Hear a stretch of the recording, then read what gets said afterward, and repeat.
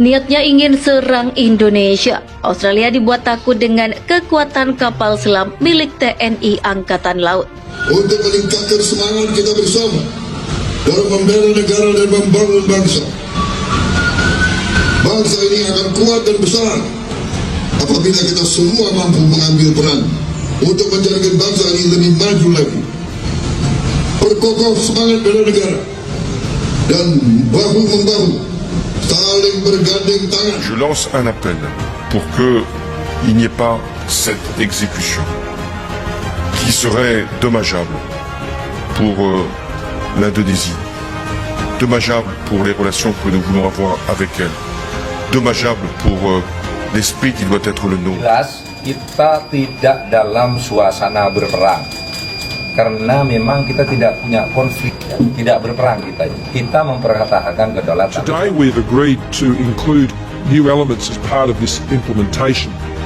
We are pleased that our Home Affairs Minister here in Australia will be engaging with his Indonesian counterpart to proceed to look at how we can simplify and streamline the issues of entry into Australia. Saya yang sipil, saya sangat percaya kepada TNI yang kita miliki. Sangat percaya.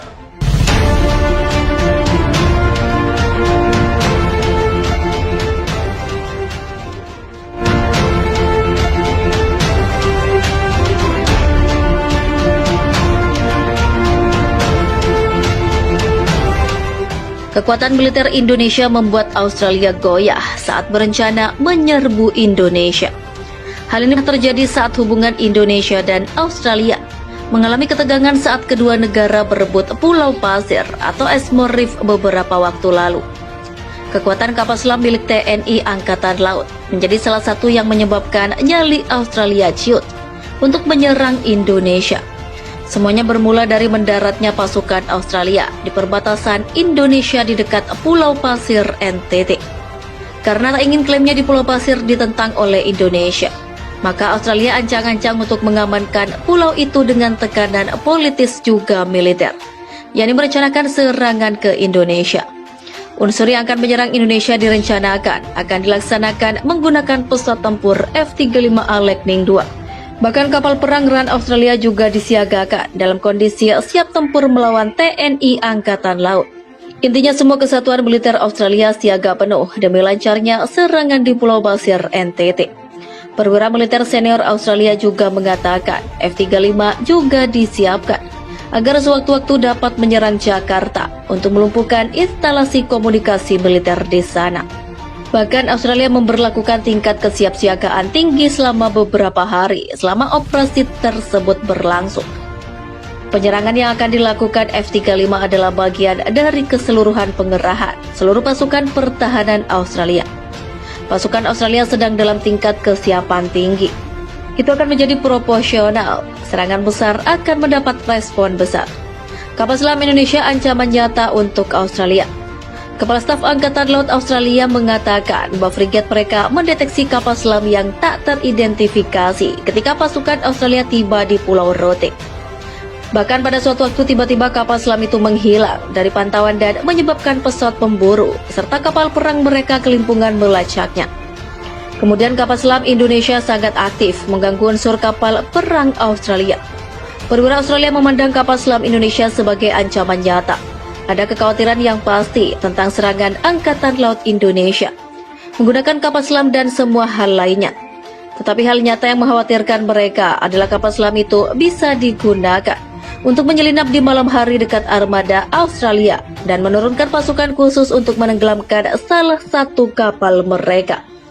Konflik antara Indonesia dan Australia mengenai kesepakatan sengketa Pulau Pasir telah memasuki babak baru. Terbaru media Australia merilis sebuah pesan yang dibocorkan Perdana Menteri Australia Anthony Albanese mengenai percakapannya dengan Presiden Indonesia Joko Widodo. Mengutip CNBC International, negeri kanguru lebih memilih langkah militer untuk merebut Pulau Pasir dari Indonesia.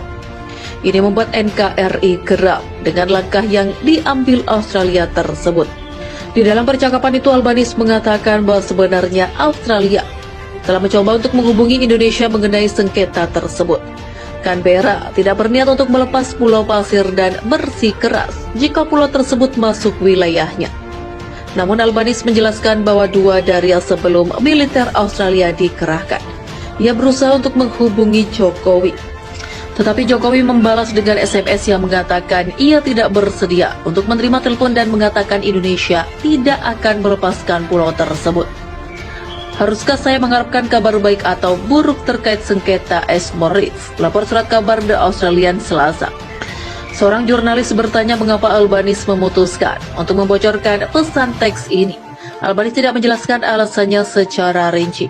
Kami dihubungi ketika kami mencoba untuk mengatur panggilan dan ia menjelaskan bahwa ia khawatir bahwa ini akan menjadi panggilan telepon yang dapat mengakibatkan keputusan Australia untuk tidak mau melepaskan Pulau Pasir. Para pejabat Indonesia mengatakan pemerintah mereka telah dicurangi oleh Australia soal Pulau Pasir.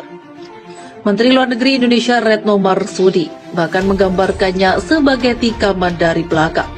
Bahkan Retno sempat menyebut Australia melakukan kebohongan. Albanese mengatakan tuduhan tersebut adalah cercaan terhadap Australia, meski sebagian besar pengamat melihatnya sebagai penghinaan pribadi terhadap Albanese. Saya tidak ingin mempersonalisasi ini, tidak ada unsur itu dari sudut pandang Albanese. Sementara itu pasukan militer Australia ini disiapkan saat ketegangan di Pulau Pasir mulai meningkat. Australia mulai ekspansif dengan klaimnya di pulau itu dan membuat aturan maritim baru yang mengharuskan kapal-kapal khusus melapor ketika melewati perairan kaya itu. Ini membuat hubungan Indonesia dan Australia semakin memanas.